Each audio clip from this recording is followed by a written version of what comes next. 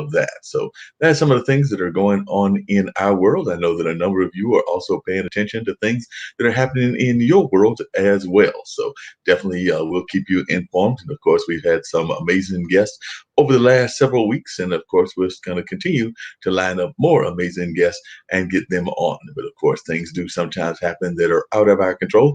And of course, a lot of folks are enjoying that Thanksgiving weekend. I know a number of folks did come back and were checking out their Thanksgivings and then how all of that was going to go in that regards. Because I think Sunday was the day that they were expecting a lot of folks to travel back home after having been gone for the Thanksgiving holidays. And they are expecting a spike in coronavirus cases because of the folks that are traveling out of town and all of that.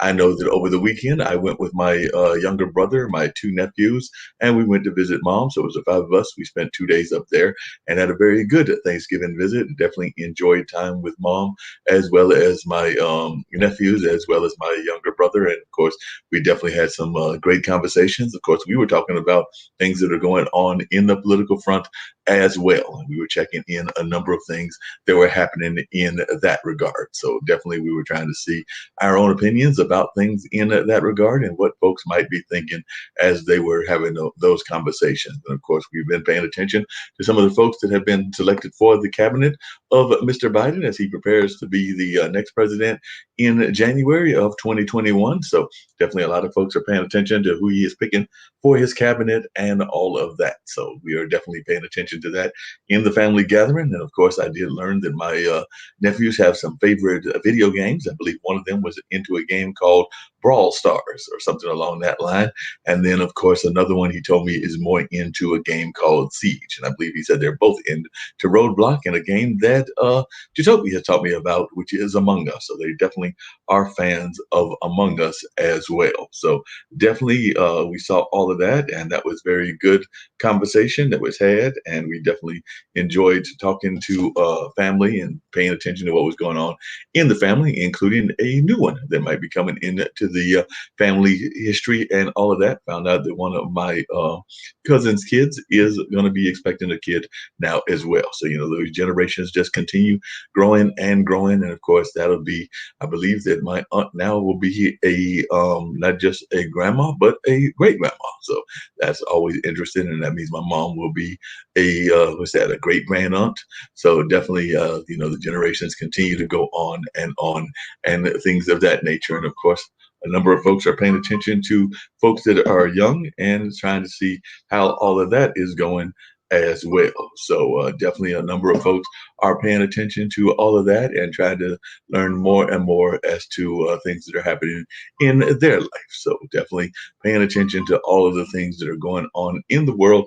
And of course, I'll bring you up to date on some news items as well. But this is the radio show with Mark Lee. And like I said, I am expecting some guests to come in later on. One of my guests did call and say that unfortunately they had some family situations that caused them not to be able to make it here for the show and all of that. But we're going to stay in touch and keep informed, and hopefully they will be joining me, Dr. Harrison, and some others later on. I'm also reaching out to some others to see if they can join the conversation as well. But definitely, if you're interested, I can send you the link as well, because we're always interested in having folks that are interested in talking about a number of issues around the world and all of that, because we do know that a lot of folks are paying attention to what's happening in not just the world, but also the state, the country, and even in their local communities. As a matter of fact, I just heard some sad news when I went to the store, and the young gentleman there had told me that he had lost one of his kids to a drive-by shooting and all of that. And I think he said that happened. I want to say he said that was yesterday. And the young 15-year-old was killed in a drive-by shooting. He thinks it was gang-related or something along those lines, but he did tell me that. And he was actually just getting off or going to his second job because he was working two jobs. So, a lot of folks are dealing with a lot of struggles, whether it's COVID, whether it's things that are outside of our control, like things that are going on in gangs and violence and all of that.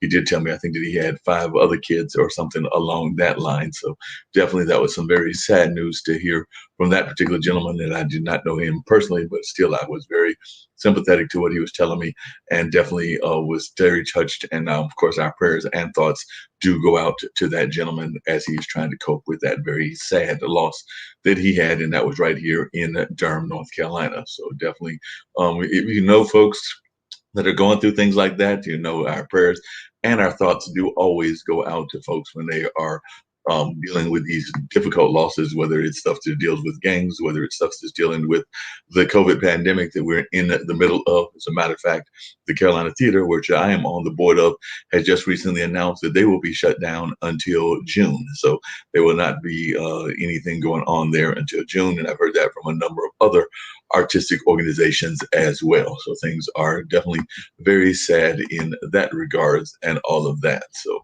definitely, I know a number of folks are also trying to pay attention to what's going on in their own personal lives with their own finances and all of that, because these are some very difficult times that we are in the middle of and all of that. So definitely, we can definitely understand that folks are very sad about what is going on in the world and how we are coping with what is going on in the world. So definitely, we are very much dealing with these very touching issues that are going on and all of that. And of course, we did have some very heavy winds and rain yesterday and all of that. So definitely a lot of folks were paying attention to that. And don't forget that on Wednesday, the online dinner party will feature a second education summit. If y'all will remember, we had Nancy Sulla who was on, and she gave us a great amount of educational pioneers. And we had a very enlightening discussion about the state of education and all of that. So we're going to do another one on December 2nd. So that will be a very powerful conversation that will take place on December 2nd. And I know a number of folks are looking forward to that and looking forward to that conversation. I know I am, and I know a number of you will be, because as you recall, that last conversation was very interesting and covered a number of issues and all of that.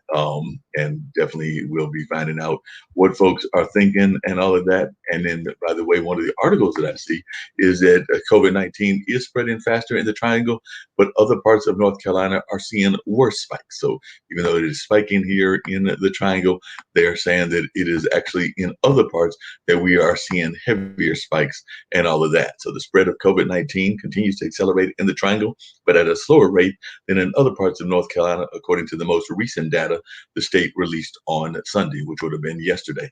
In Wake County, 28,618 people have tested positive for the novel coronavirus since the start of the pandemic, according to the latest figures from the North Carolina Department of Health and Human Services.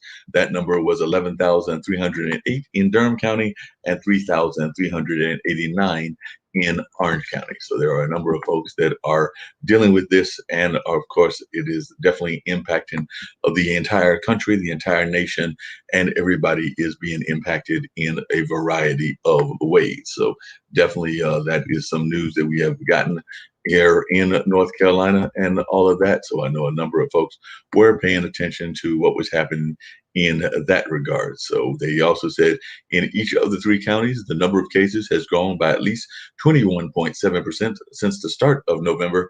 And in Wake County, the cases have increased by 31.1% during that span. So definitely that is some very sad news that we're seeing. During the past weekend alone, the state reported nearly 3,000 more positive cases in Wake, Durham, and Orange combined. That was about 700 more than the week before. So definitely we are seeing, like I said, outbreaks in the Triangle, which is the area that I live in, living here in Durham, North Carolina. But of course, Wake County is just around the corner, and Orange County is actually where Carrboro and Chapel Hill are located. And as y'all know, I'm also involved with the WCOM, which is the radio station there in Carrboro. And so definitely I do see a number of things that are going on and all of that. As a matter of fact, it just says that right now Durham court cases have been canceled due to quarantining. So it looks like that is also impacting what is going on in the regards of the legal system. So definitely is having all kinds of impacts and all of that as well. And as I did say, they said other parts of North Carolina have seen both cases and deaths soar in greater numbers. In Mitchell County, which borders Tennessee, And Western North Carolina cases have more than doubled since the start of the month. So they went from 247 on November 1st to 517 on Sunday. That's the largest per capita increase in the state during that span since November 1st. The number of positive cases has grown by at least 40% in 19 other counties. Since the start of October, coronavirus deaths have doubled in half of North Carolina's 100 counties. Three other counties, Allegheny, Avery, and Yancey, have recorded their first virus death during that span. So, like I said, a number of folks are paying attention to all of this sad news that is coming from North Carolina, but also from the rest of the world and the rest of the country as well. Avery County went from no deaths in early October to 8 as of Sunday. In Nash County, 43 people have died of COVID-19 through October 1st. And since then, 65 people have died of the virus in there, an increase of more than 150%.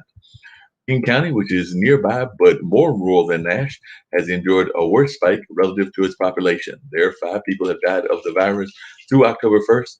Since 20 more residents have died of COVID 19. So, as of Sunday, almost 362,000 people in the state have tested positive for the virus, according to the state, and 5,240 have died.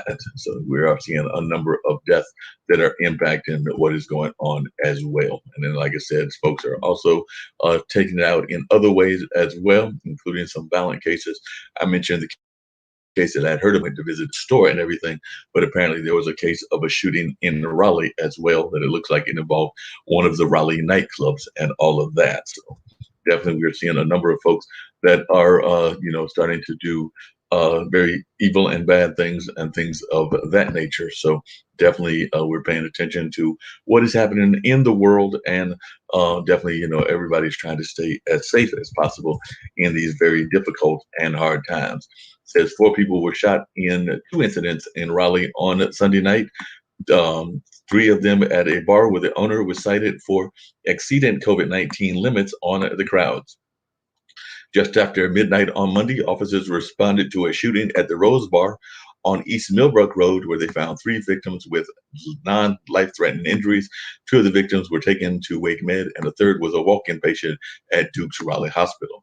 Under the state's Phase 3 restrictions, the outdoor seating section for bars can be opened with reduced capacity sizes, but they are saying that bar indoor spaces should remain closed, and restaurants can remain open also with limited seating. And I do know that near me, there are definitely some restaurants that do have some limited seating and all of that. So definitely that is going on. And I know a number of folks are trying to follow the rules according to what is being given to them in that regard. So definitely, according to its Facebook page, the Rose Bar has a full kitchen and was advertising live dancing Sunday with booth seating nearly sold out. Earlier Sunday night, police investigated reports of shots fired into a car on the 9000 block of Glenwood Avenue. They found a wounded man on the scene who was taken to Wake Med for non-life-threatening injuries. Also, a 5th person was reported shot but not seriously hurt on Appliance Court in Raleigh, where police responded just after midnight on Saturday. Raleigh has 663 reported shootings with 73 people injured through September, according to statistics provided by the police department. That was up from 56 shootings with 65 people injured by the same time last year. As of Monday morning, police had not reported any arrests or suspects in this weekend shooting. Please ask anyone with information to call Raleigh Crime Stoppers at 919-834-HELP, or go to RaleighCrimeStoppers.org for text and email reporting options. Crime Stoppers does pay folks cash rewards for anonymous tips that help solve cases. So definitely keep that in mind and all of that. So definitely know a number of folks are involved in things of that nature, and definitely we're paying attention to a number of things that are going on in our world, and of course things that are happening right here in my city of Durham, North Carolina. So definitely we're, as I mentioned earlier, the Durham County District Attorney staff COVID-19 quarantine has shut down the court. So definitely we are seeing that a number of folks have been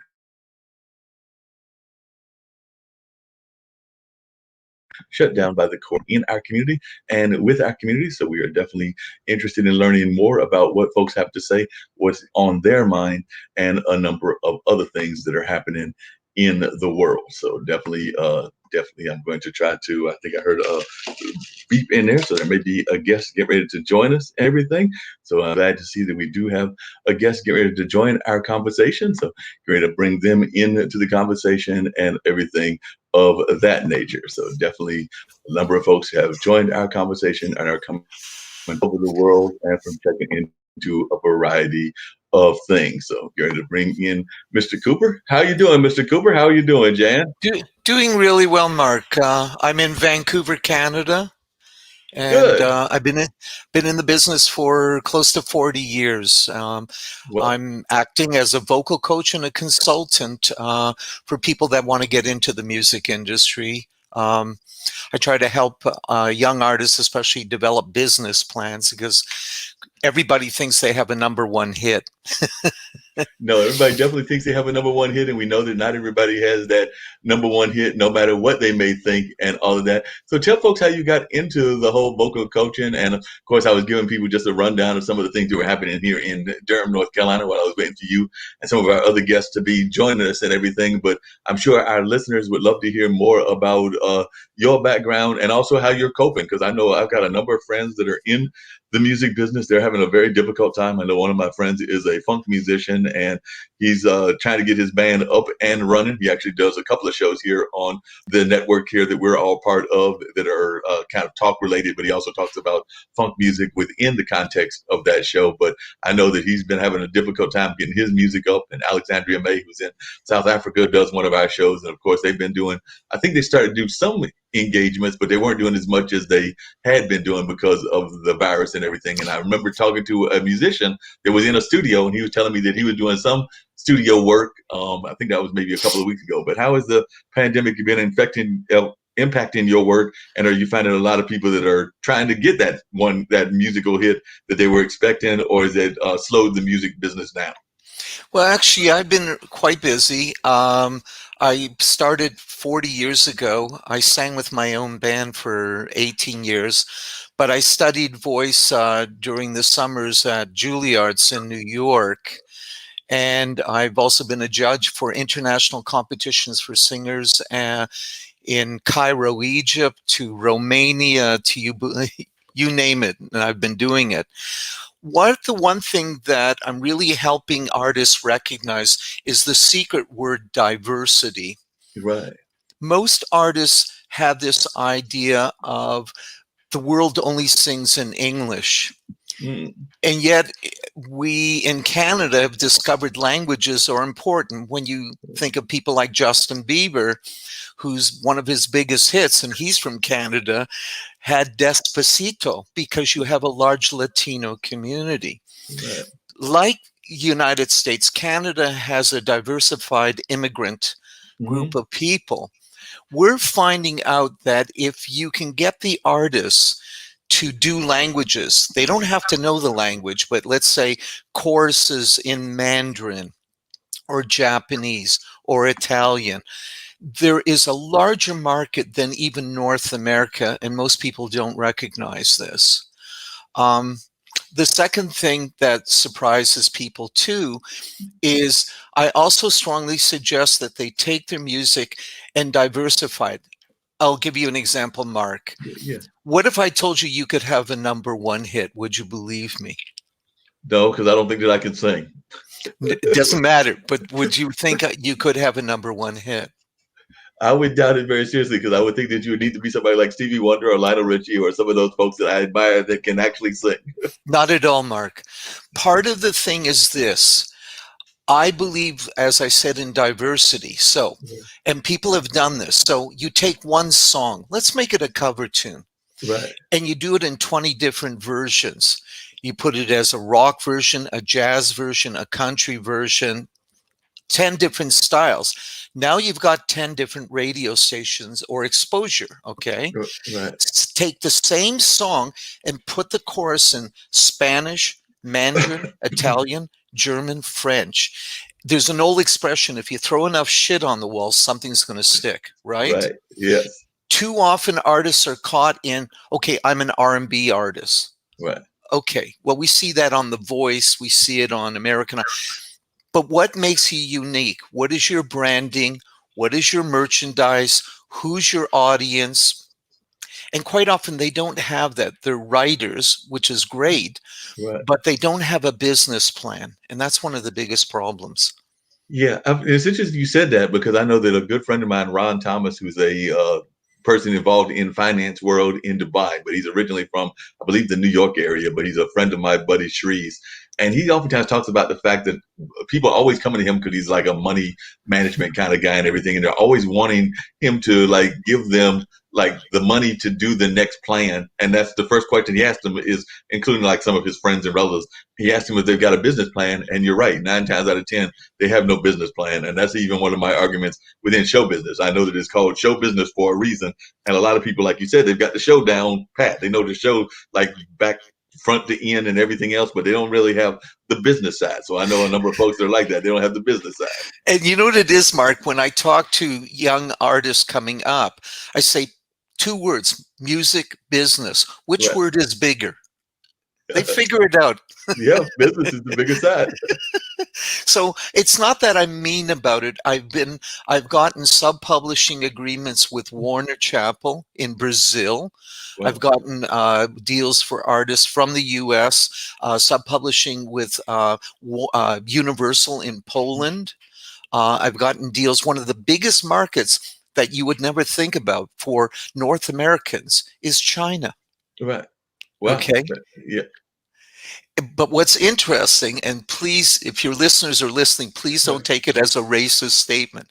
But if you're black or you're white, you're still a novelty in China. I've been to China twice, Mm. and they're singing Western songs. I'm walking down in Beijing and they're singing a Taylor Swift song. Right. Okay.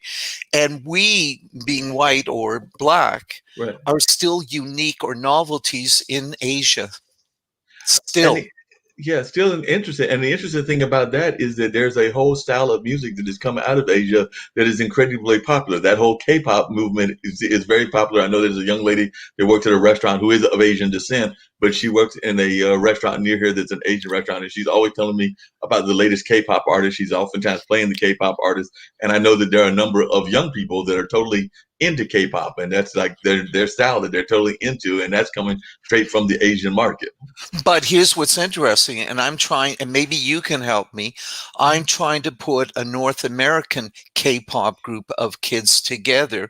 I've Wow. got K-pop music in English. Oh wow. So if you know of any young people, I would like to put them together and work with a dance school as well. Okay. And we do Yeah, it because I by know some. Zoom. Yeah, I know some dance schools that would definitely be interested in. Definitely, like I said, she's been talking about doing a K-pop radio show because, like I said, she's a big time fan, Miss Nana of K-pop and everything. So I know that she's definitely been talking about doing a radio show of some sort. It might be the more traditional podcasting version. You've mentioned that you've done some of the judging with the music and contests and everything, and Yes. you earlier talked about The Voice, and of course, I was watching an ad yesterday for The Masked Singer, and these kind of shows are incredibly popular. Have you found that they've, and I actually used to work with a group called the Road to the Apollo, which is we would take the winners up to the Apollo Ah, and all that. So, and then we would have those winners perform at the Apollo. And some of them did fairly decent. They made it into certain rounds and everything. And some of them have gotten TV contracts and things along that line. But I was just wondering, do you find that those shows are good for breaking into the business, or do you think that they only work on a limited basis? Because, like I said, you've judged a number of them, with yours sound more of the professional variety. But I was wondering what your take is of those reality shows. I have a problem with them on the basis as the judges don't have a large percentage of the vote. Right. And I hear the same thing over again and again from the judges saying, "Oh, you're going to be a number one hit. You are so great. You never hear constructive criticism." Mm, That's what's interesting. I sometimes find the shows dishonest. right. Okay. And there's too many of these shows showing up. And so the companies make a lot of money off of this for free entertainment. And Right. I'm okay with it. I guess that's what you call capitalism. But Mm, the problem is it's a very small percentage that do make it. And here's the other thing that bothers me. Those judges are in positions to help many of these artists. right. Have you heard of any of the judges taking these young people on tours or helping them with the writing? So there's so much more they could do for these artists, but they don't. You're right about that. Like I said, I know that American Idol used to do like that American Idol tour, but it was a very limited tour and everything, and it wasn't as extensive as it could have been. So I agree with you that they could have done a lot more and definitely could have groomed them and everything. And that's one of the things that I feel has been missing from the entertainment industry, and particularly the music industry. Is I remember the old days of A&R and people doing like the whole grooming of the artist. Motown was great for that. Stax Record was great for that. A number of the rock labels were great for that. But I don't know that we really have that existing as much in the music industry as we should have it. I was just wondering your take on that. Mark, nowadays, because of the technology, I'm excited that musicians are taking control of the situation Right. and not letting the record companies take the large percentage. When I think of it, and I can think of a number of young groups that are not internationally known, but Mm-hmm. are doing really, really well. There's a young kids group. I think they're out of Texas called the Right. Hachette Sisters, and it's four Oh, sisters. On the average, right now, they're getting over 100 million views wow. without a record label.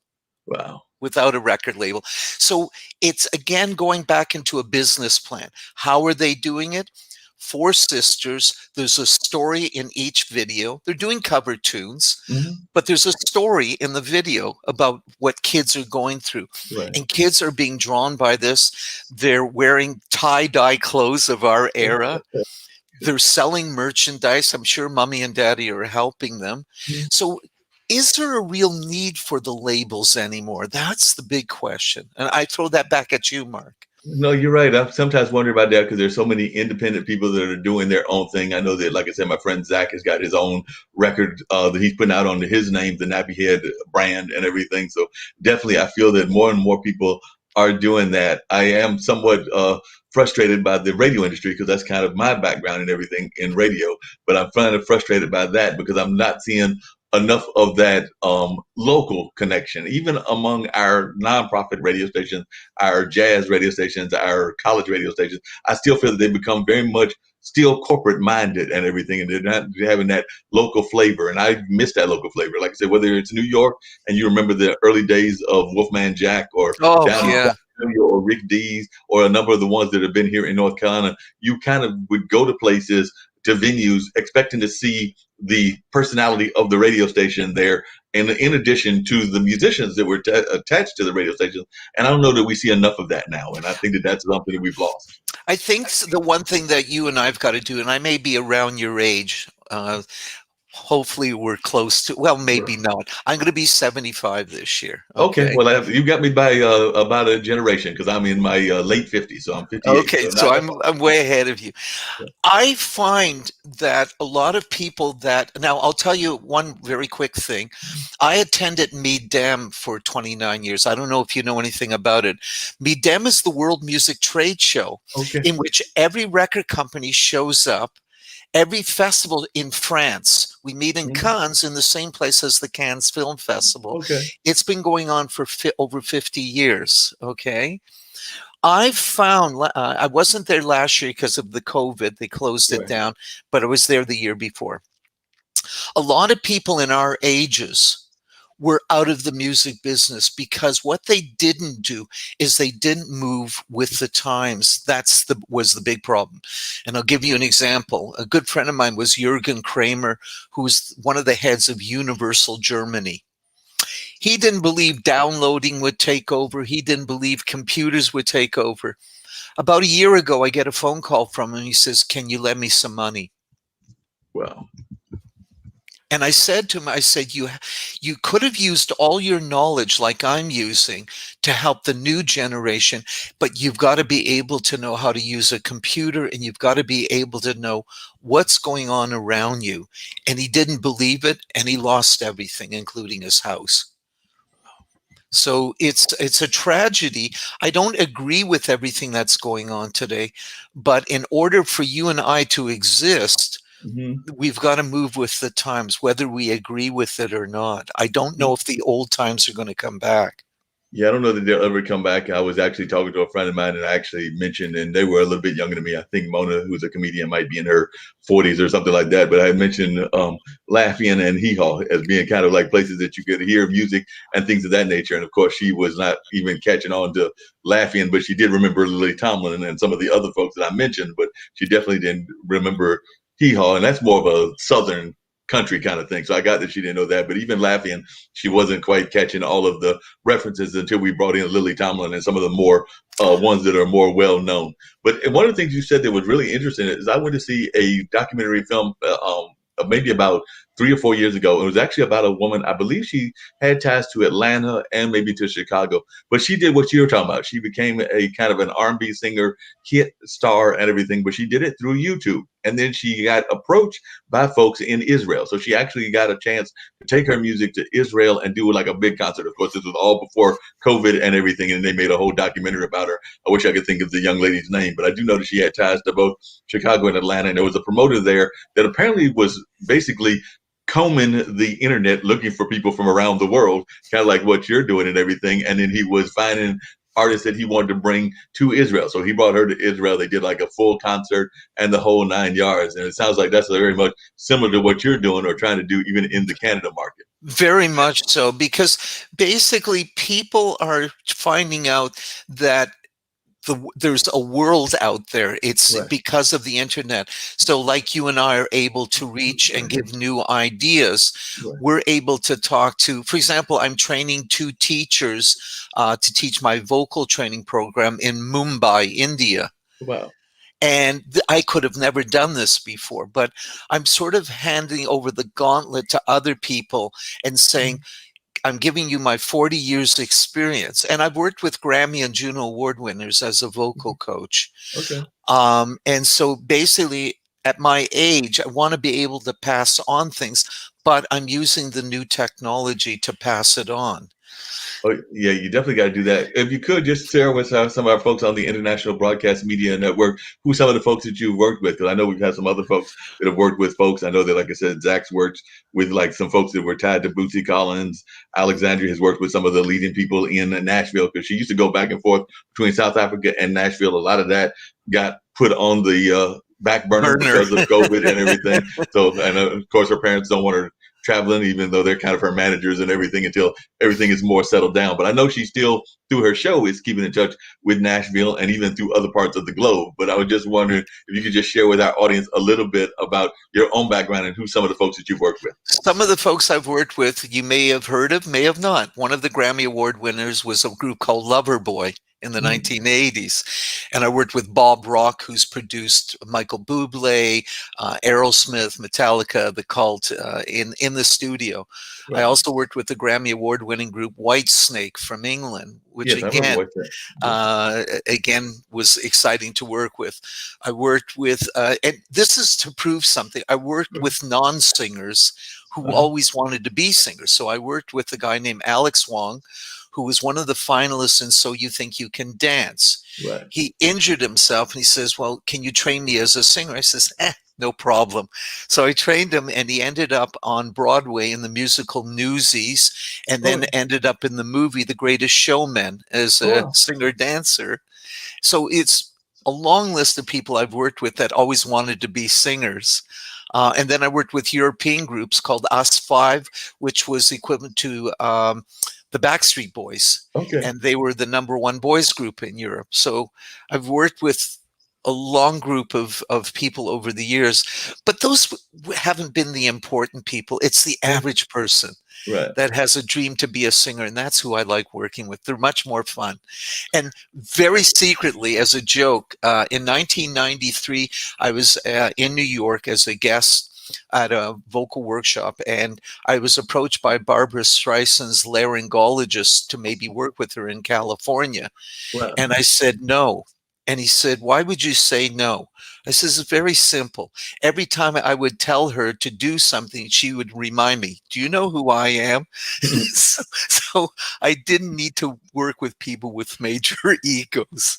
So that's just a few people I've worked with over the No, that's years. a lot of sense. And I know that sometimes working with the folks that don't have that fame or anything. They're some of the best folks to work with. I know that some friends of mine are actually connected to our local churches, and some of those are the best folks I know that are some of the musical directors in our local churches and things of that nature. And oftentimes they're not trying; they're just trying to get the message out of whatever the worship songs are and things of that nature. But not a lot, not all of them. There are some, like of course the Shirley Caesars and the John P. Keys, that have gone on to national and international fame.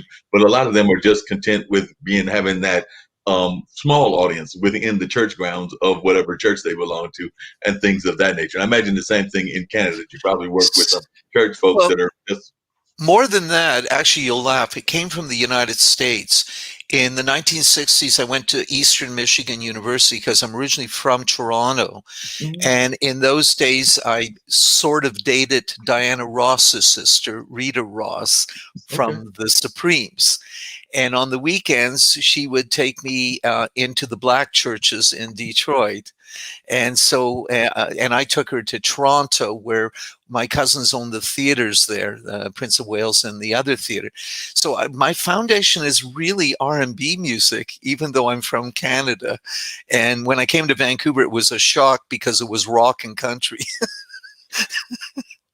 Tell folks that don't know, like I said, we have a gentleman on the show who's from Canada. I'm trying to remember which province he's from, but he does a chess show, Sasha Star and everything. But for those folks that don't know, and I'm not going to lie and say that I know it that well, but for folks that don't know the Canadian music scene, and I know that y'all have, I believe it's 6 provinces, so it's probably different scenes, just like there are different scenes here in the U.S. You can have the West Coast sound and the East Coast sound. But for those that are not familiar as much with what the Canadian music scene is like, share with our audience a little bit of your view as to what the scene is like and what you would like it to be if you could visualize it in another way. But I was just curious if you could talk a little bit about what exists currently in Canada, musical wise, particularly where you are. But if you have any ideas of the other parts or the other provinces, I'd I love to do, hear those. Mark.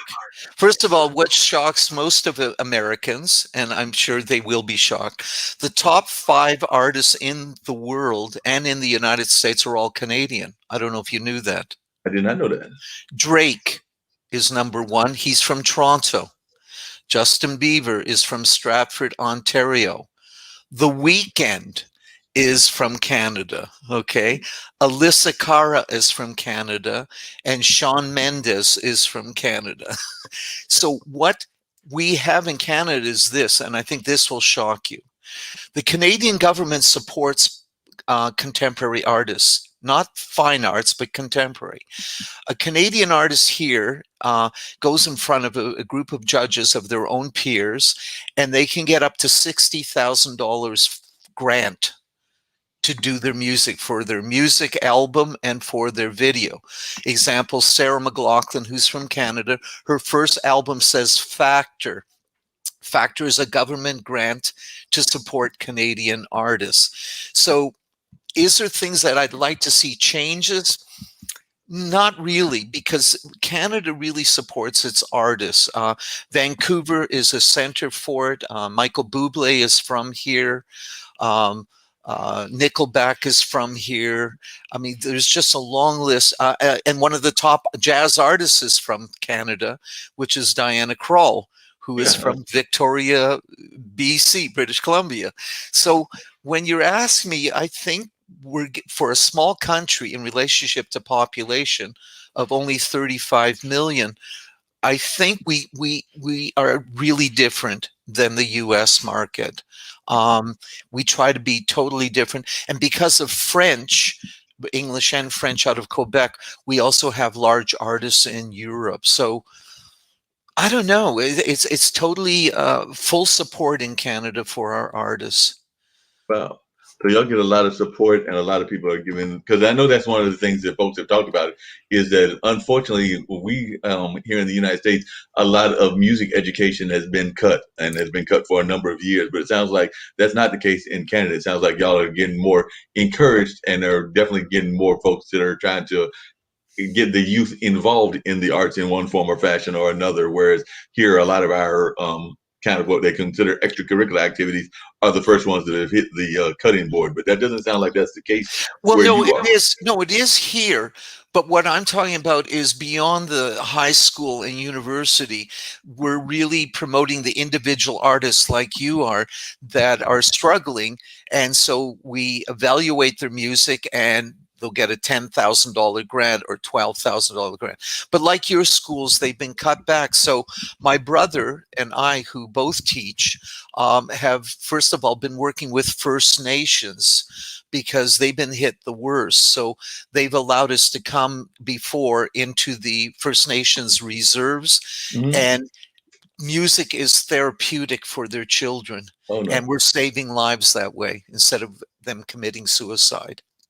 And you're very right, and that's very much an important part of my own family background. I've actually got a cousin that moved to Canada. I believe he's in Toronto, if I remember correctly. He's in Toronto or Vancouver. He actually married one of the Indigenous women from Canada, and I have some roots in the Indigenous community in addition to the African American community. But he moved up there to marry a woman from that area, and I know that he's involved in terms of making like belts and things of that nature. So making Indigenous fashions and all of that. But his sisters, and actually one in particular, my cousin Verna and her husband, are very much into the whole powwow circuit. So they travel around the entire nation doing the entire powwow circuit. And you're right, she even has her own dance school in Hollister, North Carolina. So she's very much about trying to let folks learn about this rich culture that exists from the indigenous community, which unfortunately is not um, known as well outside of the indigenous communities. I mean, it's very Very popular much so. in, yeah. Very much so. Mark, can I ask you, let Yes. me know a little bit about you because I didn't know what I Oh, was no problem. getting into. No, no problem. Well, I'll tell you a little bit about myself, and I'll tell you a little bit about the network as well. So I'll share a little bit about both. But myself, I actually came into the field of radio with my parents. My parents actually started a radio station way back in the mid 1970s. So they had listened to a number of radio stations, and they did not hear what they were passionate about. They were big jazz fans and more traditional jazz. So they were like into John Coltrane, Ah, Thelonious Monk, Miles Davis, a number of those kind of folks, but they were into that and they were not hearing that on the radio airwaves. So they, at that time, I want to say it's maybe around 74, 75, with no radio background at all, but having some other friends in the community that were radio um, junkies, for lack of a better term, and definitely radio and jazz fans, they went and decided to start their own radio station. I think it came on the air in about either 1975 or 1976 and stayed on for about 10 or 12 years. And during that time was when I was in, I think when it came on, I would have been in junior high, and it was on through all of my high school years, into my college years, and a couple of years after college. So I've been involved in radio since I was a preteen, you would say, and I've done radio, done newspapers, and done a couple of other things in addition. So that's how I got involved in the field of radio, and then I got into some other projects. So I'm still in doing radio. I was actually with one of the people that was involved at Central, which is North Carolina Central University's radio station, which has been on for a number of years. I was there for about 10, and I think they've been on for about 20 or 25. And for the wow. last several years, I've been on one of our community radio stations, which is WCOM, which is our community radio station in Carborough.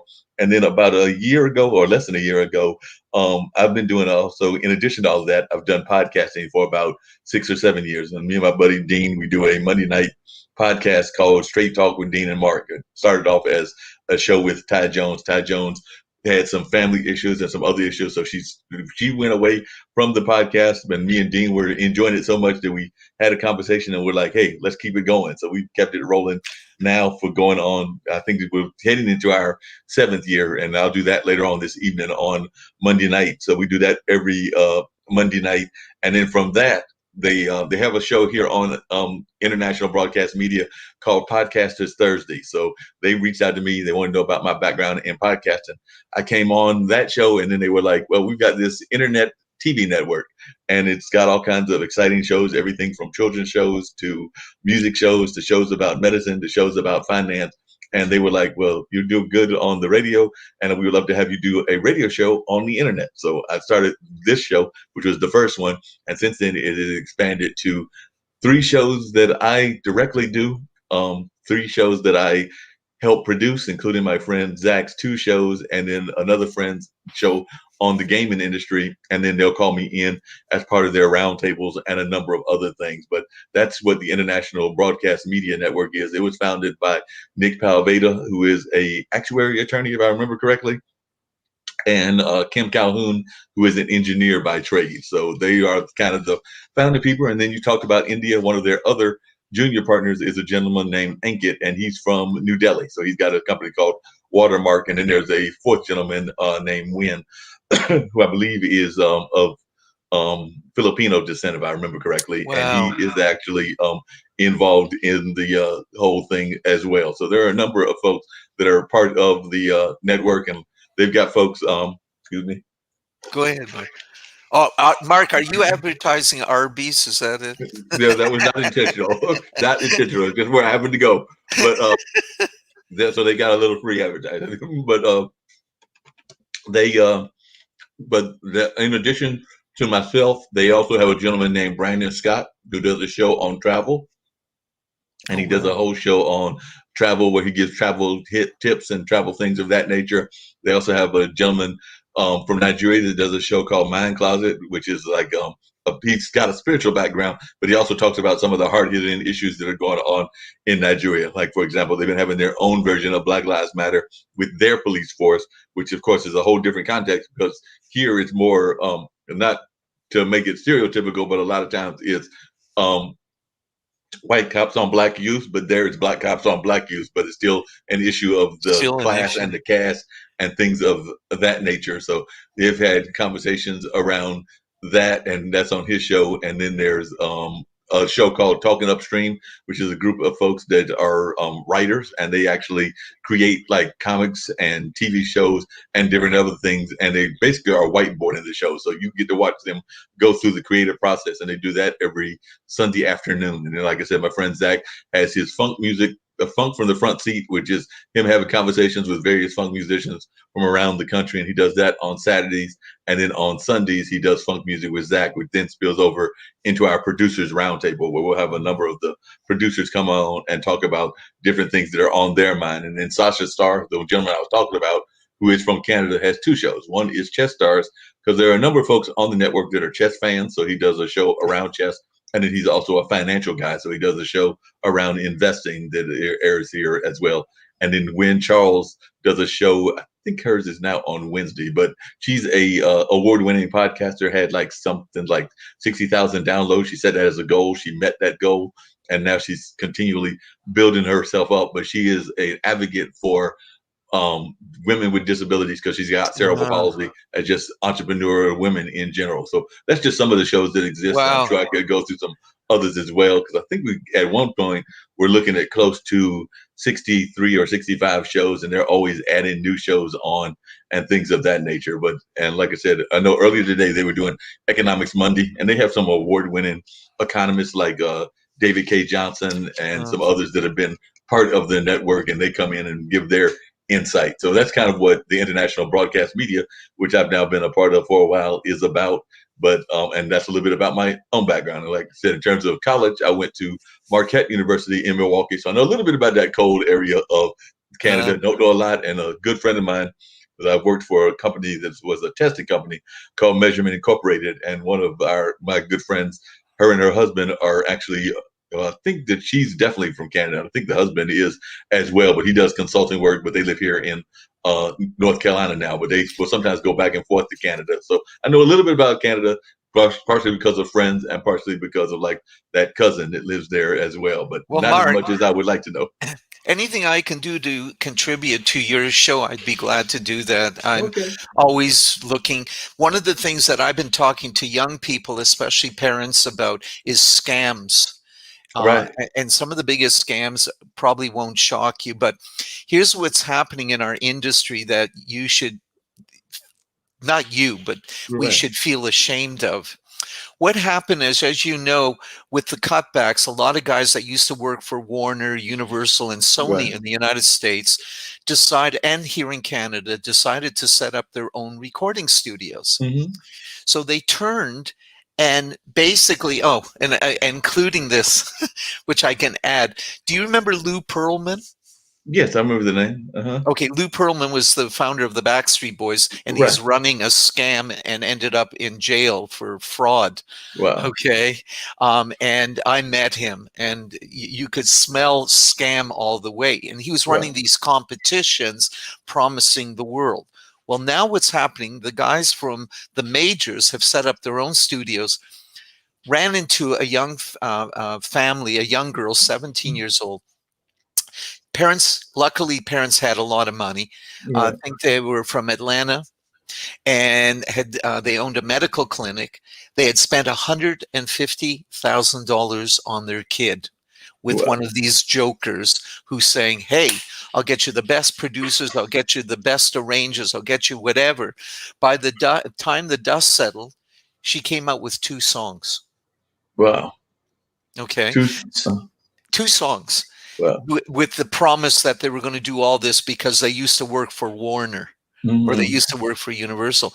And that's what's going on right now in our industry. The older guys in the industry who got dropped are now Right. running scams because they can claim, hey, I did this with Cher, or I did this with whoever. And Right. that's what's going on. And it's something that I'm sure, even in your podcast, parents Right. would like to hear about, because I've run into this several times. Wow.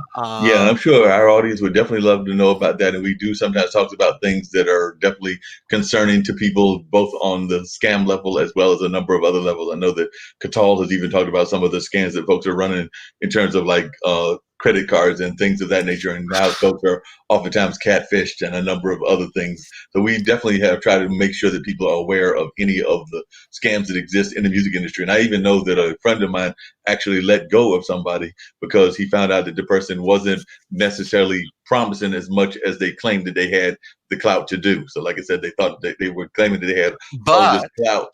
Mark, what surprises them, I give them ideas of how to get things done for free. And they Right, go, "Are you joking?" I says, "Example, do you have a recording school in your city?"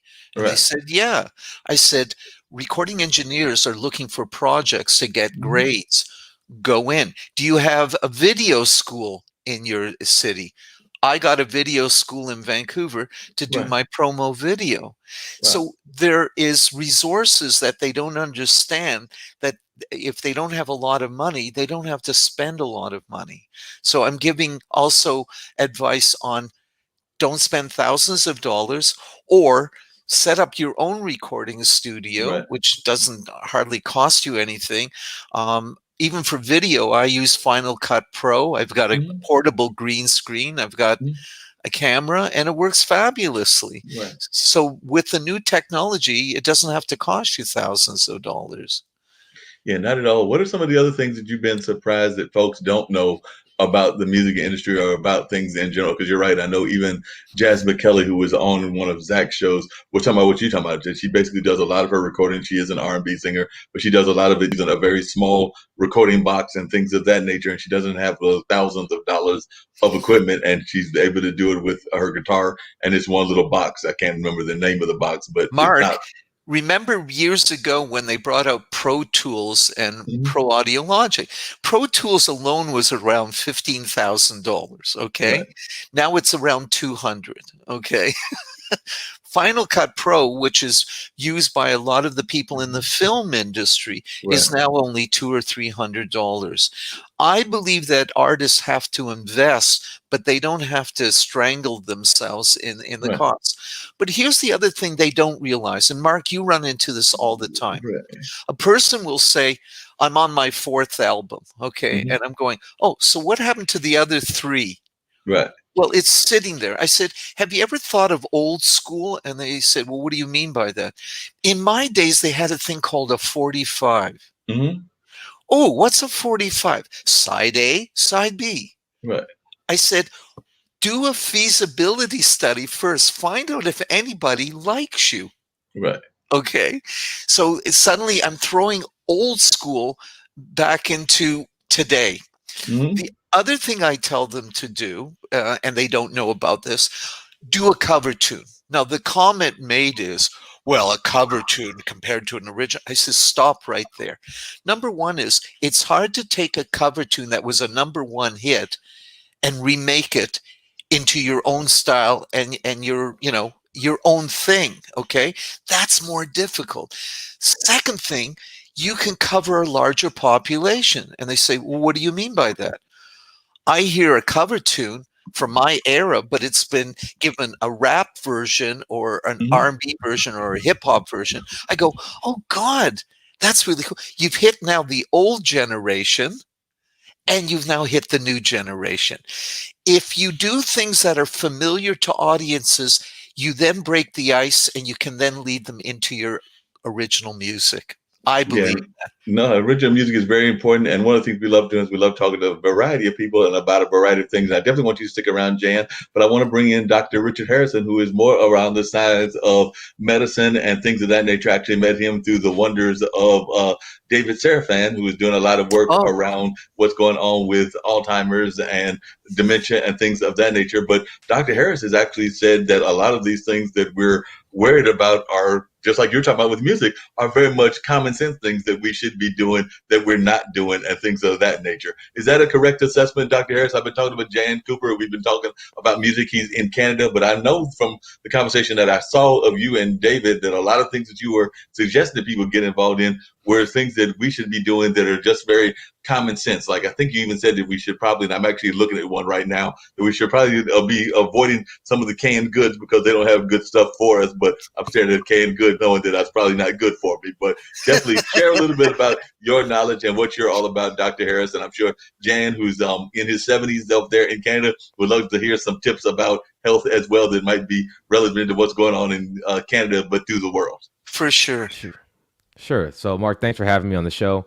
I always like to come on these things and first thank my Savior, Lord Jesus Christ, for allowing me to come and speak with you guys today. Um, Jan, stay warm. I'm actually from Cleveland, Ohio, so I know what it's like this time of year. Man, you couldn't pay me to go back, but We don't get snow. nice, No, no, no. nice. We're like England, so we get a lot of rain, but our temperature right now is around 50. Okay. Oh, perfect. Okay, so we're West Coast. Gotcha. That's not too bad then. No, So, not too bad. about me, I'm a internal medicine physician. I'm also a pharmacist, also an MBA. I like school, and apparently not making money because I went to 15 years of school. But I started off as a conventional medicine doc.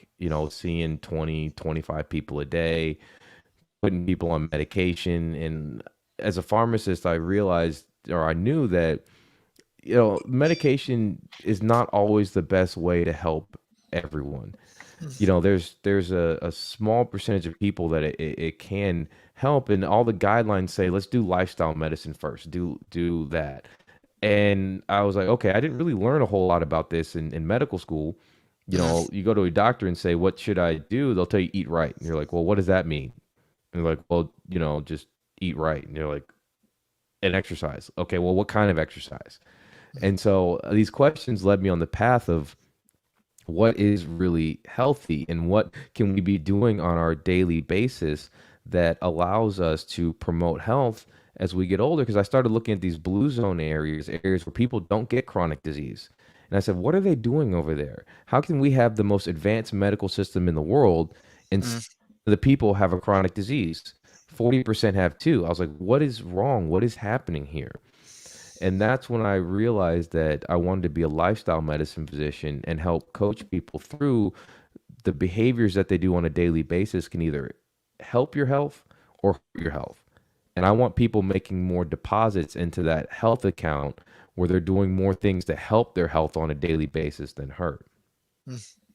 Now that makes a lot of sense. And what are some of the things that you think that we're doing the most wrong? Because, like I said, I know I mentioned something that you had mentioned about the cans and a number of other things, but I was just curious as to what some of the things that you feel we should be doing. I know one of the things that me and Jan were talking about is the importance of staying engaged in a lot of different things. Like we were talking about music, and he was actually asking me if I could sing, which I don't think I can, but he was saying that I should go ahead and try to get that one hit wonder and all of that.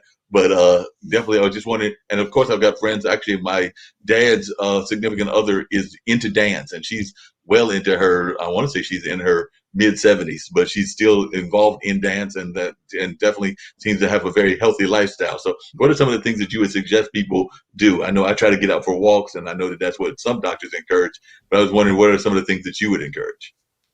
Yeah, so I think I always tell people the king of wellness is nutrition. What you put in your body determines what you get out of it. And the number one mistake that I see people making is on average, about 60 to 70% of the average American's caloric intake per day is processed foods. And processed foods are not foods. They're food byproducts that have been transformed by chemicals, high heat, which destroys the nutrients. One of the things I always tell people is like canola oil. If you're cooking with canola oil, you're cooking with oil that's been transformed by gasoline. And that's not something that you want to put in your body. So that's the number one mistake that I see people make is that we don't eat enough real foods. I always tell my clients if it doesn't walk, swim, run, or come from the ground, if it comes in a box, don't eat it. And if it has a label, you probably shouldn't eat it. If it does have a label, if you need a PhD to understand what's in that product, don't eat it. Because you pick up a lot of the things that people are eating, and I'll do this with my clients. I'll be like, show me what's in your pantry. Pick up whatever. Look at that. How many of those ingredients on the back of that are actual food, and how many are chemicals? And most of these products have more chemicals in them than they do actual food. Tomatoes or blueberries or asparagus. Actual foods that we can name, and they have all these chemicals that you need a PhD in biochemistry to understand what these things are. Wow.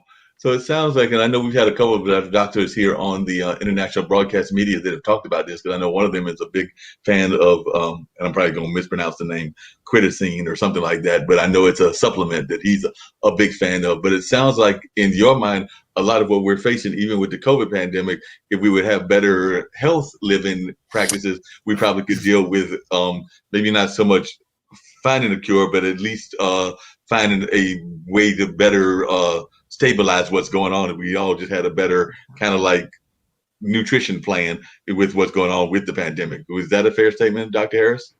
Absolutely, because you look at the biggest risk factors for COVID is obesity, which 80 and 90% of obese people. It's cardiovascular disease, which 80 and 90% of cardiovascular disease is preventable. It's low vitamin D, which 42% of the country is vitamin D deficient. It's diabetes, which 80, 90% of diabetes is preventable. So all of these conditions that we're plagued with, most of these things and most people are preventable conditions, and that's always based upon lifestyle. Now, genetics does play a factor, but unfortunately, most people were told, back in the day, that's all about genes, genes, genes, genes, genes. You're just destined to get it, and that's not true. What I always tell people is nature loads the gun, nurture pulls the trigger. So your genes can make you predisposed to something, but how you interact with your environment, what your behaviors are, what you eat, that can determine how those genes are expressed. Are they expressed in a beneficial way? Or are they expressed in a harmful way? And, I think a lot of what we're seeing with COVID is the fact that America is a very sick country. We spend 18% of our GDP on healthcare. That's double what other, comparable economic countries are. We have double the rate of chronic disease. And so if you look at that, we're just ripe for any type of health disruption from a infectious particle, because we know that obesity is not just a cosmetic thing. It's a serious medical issue where you get serious medical complications. You are more at high risk for infections, hypertension, more high risk infections, diabetes, all of these things. So if we were able to change the way we treated some of these conditions, if we focus more on prevention, that could keep something like this from happening again. But I have a question for you, Dr. Harris, and I've had actually a long discussion about it. In our province in British Columbia, actually, we were the ones that also started Greenpeace, actually here on the West Coast. So we're very attuned to what you're talking about. But I have a major argument. We have a lot of organic food here. Okay, or they claim it. A lot of the stores, and they charge double, triple the price because they say they don't use fertilizers, they don't use chemicals. And I've had a dispute about that. And my big dispute is this: you have two farms, one's organic, one is not. Okay, you also have a water base. Are you telling me that the organic farm is not getting some of the acid rain, which we have in the sky all over the world?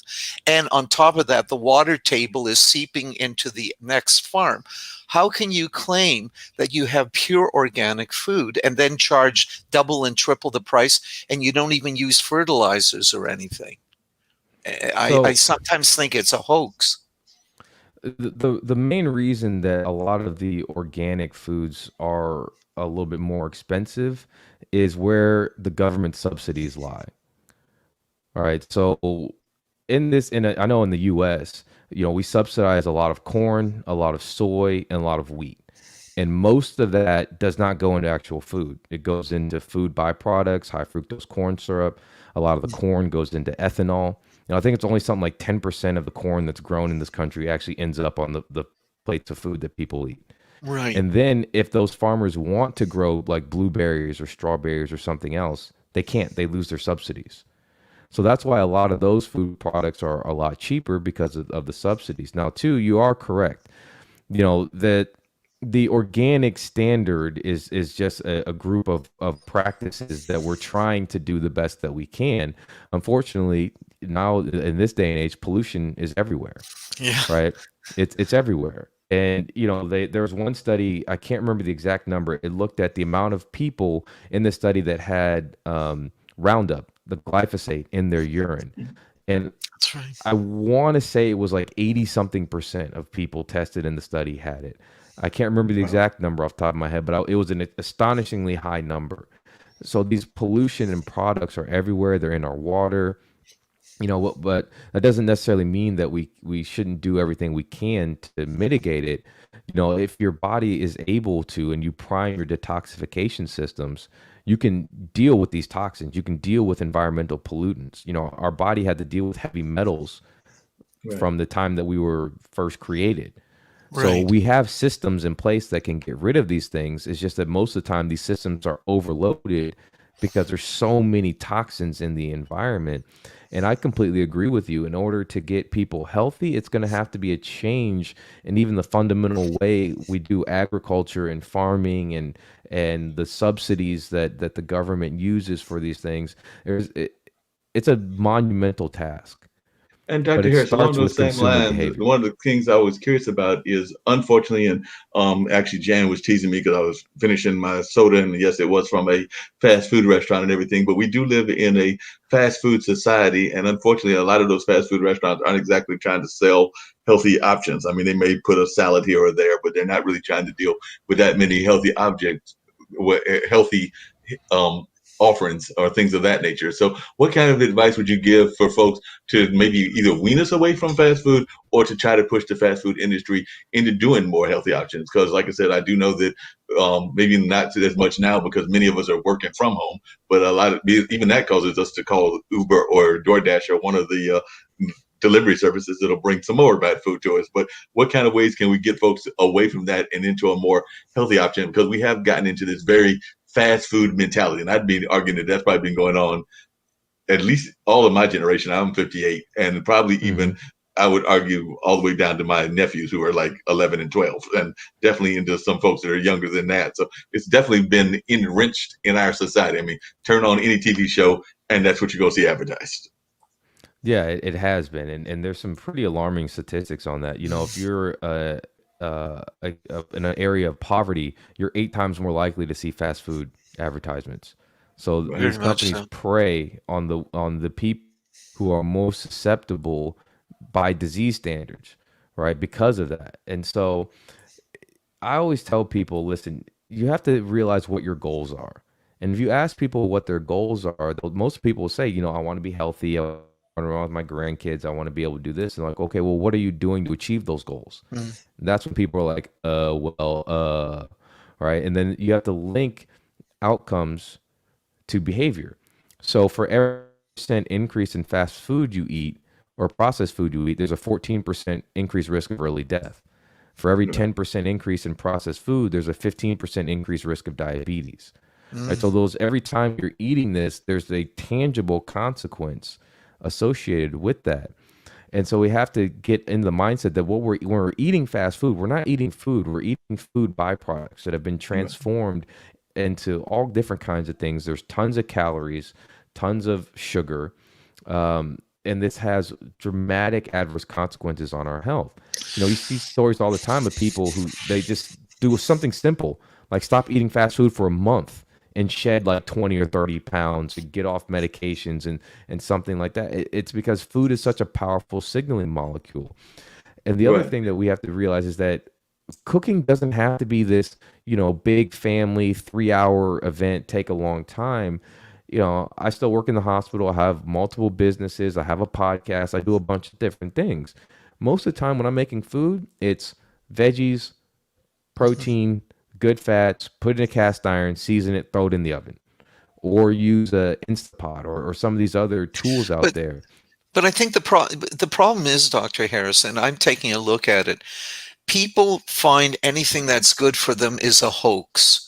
We're Mhm. looking at the COVID thing, and from the president of your United States believes it's a hoax, and that people believe it. I mean, 70 million people voted for this man, and people are protesting against masks and whatever, trying to convince them that they should be healthy. And I'm not being negative. It's more of we live in a society that even with an education, they still don't get it. Maybe it takes 1 million or 2 million people in the United States or even in Canada to die, and they may get a clue. But at this point, look at the protests against masks. I mean, everything is fake news. Mhm. Why would Yeah, they believe us about healthy foods? it's really hard because this is like we talked about. People are so in the moment kind of thing. Of Very course, Right. much eating so. Yeah. one meal of Chick-fil-A or McDonald's is not going to hurt you. But then if you do like a health inventory, like I'll ask my clients, okay, I want you to write down everything you've eaten for a week. And then they often come back to me and say, "Oh my God, I ate fast food 7 times last week. I had no idea I was eating it that much." Yeah, a lot Because of times these folks don't realize how often they're eating it. And the other thing that I was curious about, and I was just wondering your thoughts on this, because you mentioned earlier about the importance of vitamin D, and I know a lot of us do not have the right amount of vitamin D. But when most of us think vitamin D, we think of products like milk, and a lot of people, for whatever reason, some people are lactose intolerant. There are a number of other things that go on.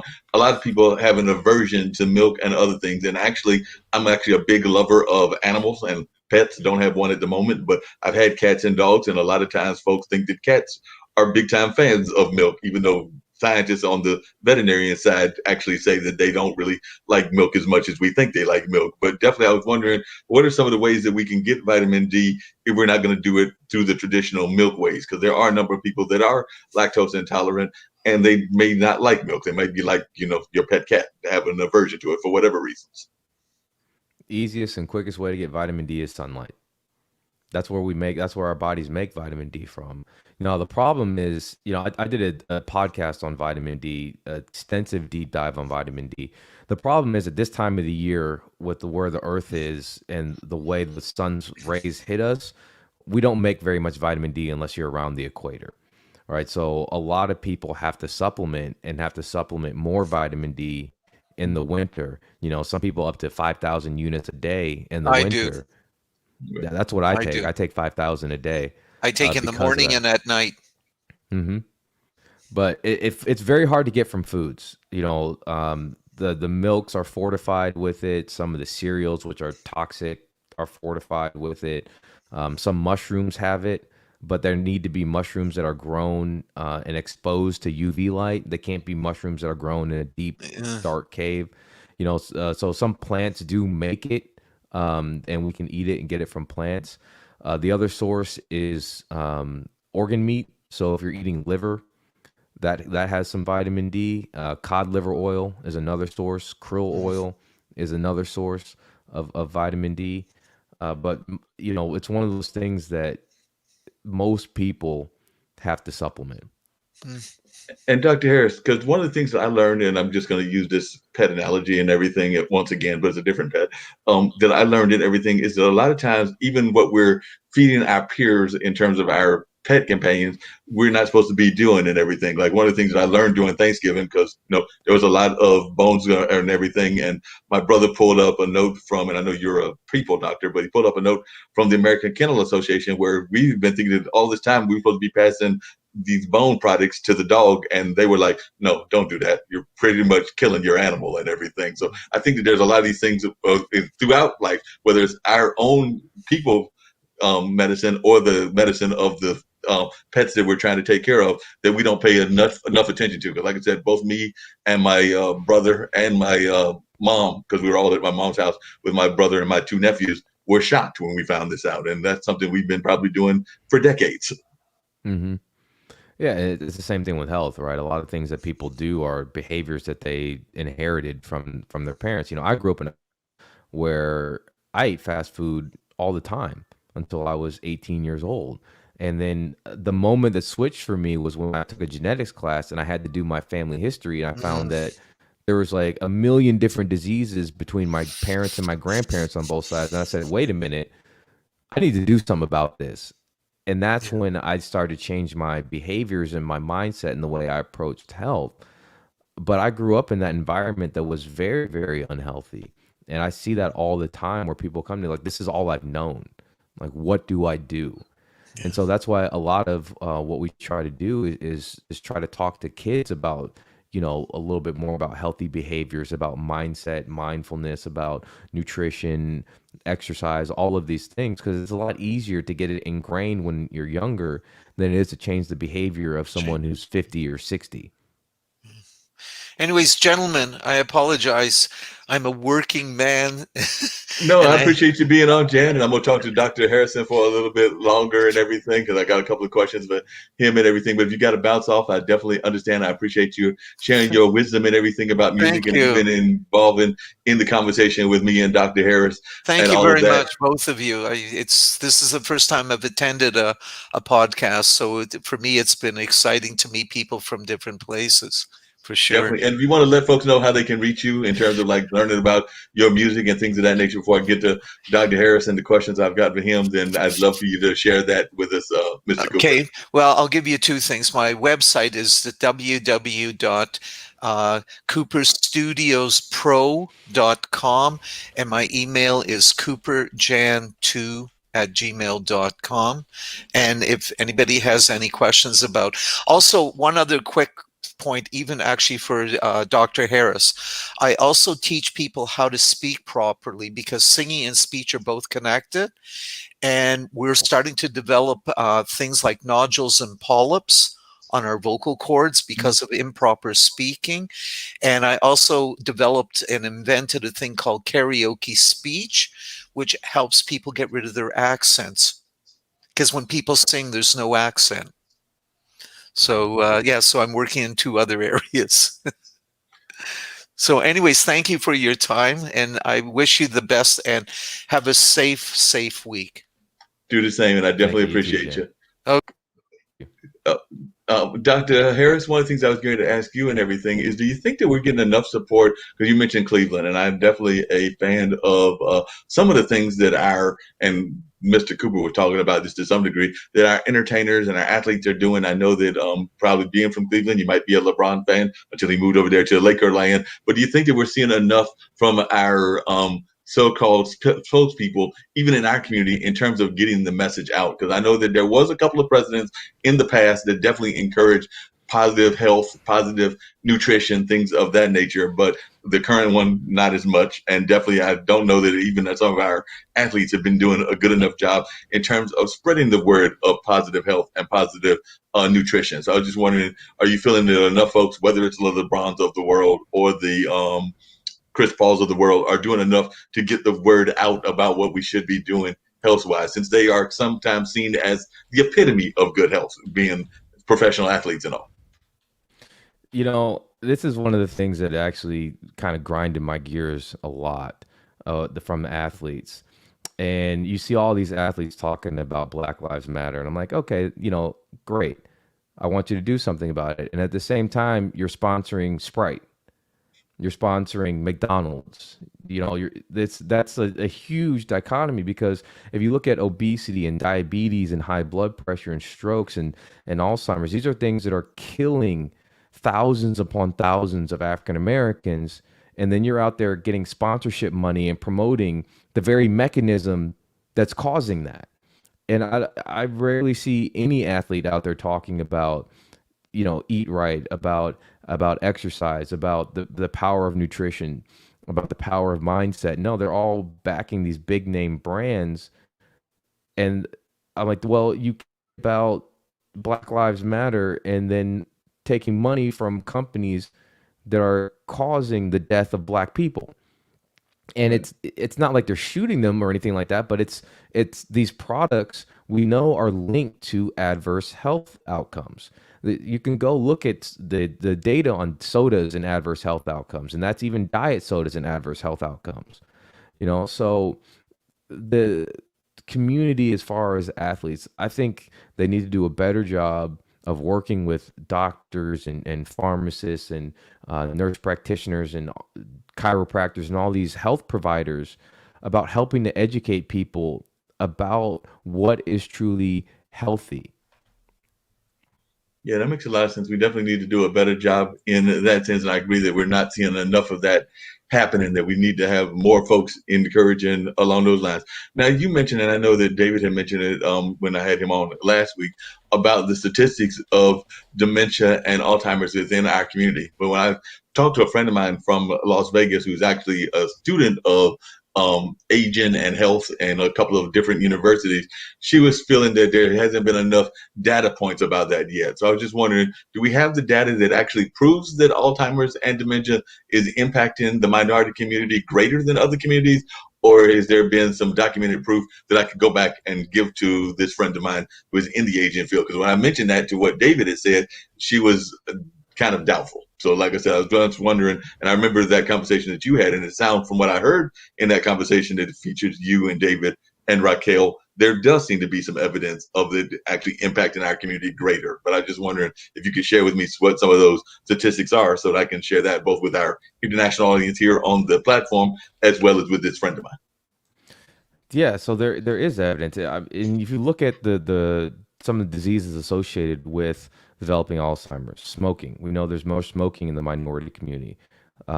Diabetes, there's more diabetes in the minority, Hispanic, African American communities. Obesity is a risk factor. There's more obesity in the Hispanic and African American communities. Metabolic syndrome, which is, a combination of abnormal cholesterol and hypertension, obesity, that's more prevalent in the African American and Hispanic community. So one study I looked at said there's a 2.5 times rate of Alzheimer's in the African American community, and I think it was a 1.5 around there times rate in the Hispanic community.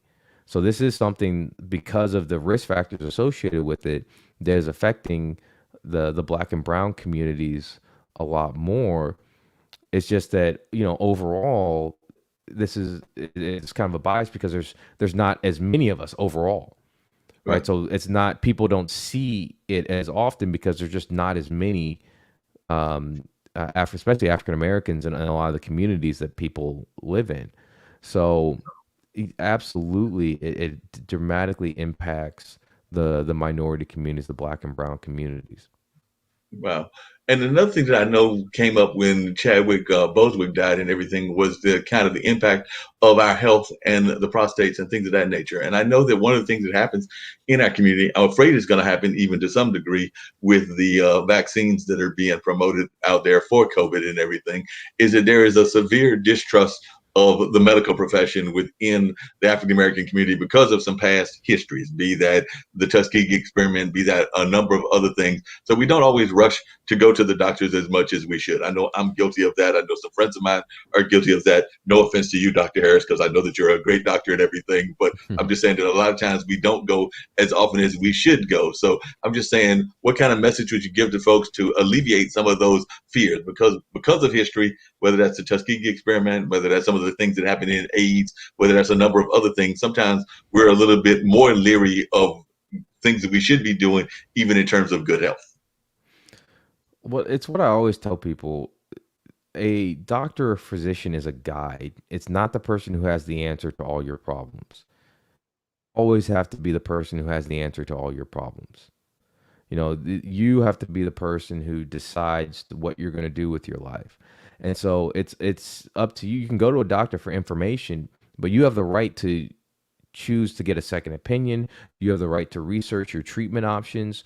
There's a lot of wealth on the internet from people like myself, Dr. Mark Hyman, Dr. Chris Kresser, all these people who are talking about holistic ways that you can heal yourself.